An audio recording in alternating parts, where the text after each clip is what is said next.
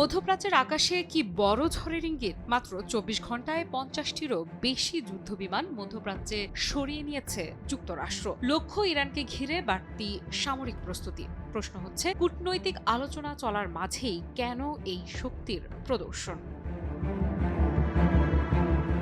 মার্কিন সংবাদ মাধ্যম এক্সিওসের প্রতিবেদনে বলা হয়েছে, F-16, F-22 এবং F-35 মডেলের উন্নত মানের একাধিক যুদ্ধবিমান মধ্যপ্রাচ্যের দিকে রওনা হয়েছে।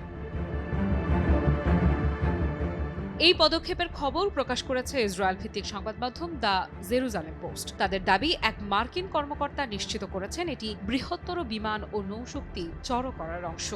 লক্ষ্য ইরানের আশেপাশে শক্ত অবস্থান নেওয়া। কিন্তু এখানেই বাড়ে কৌতূহল।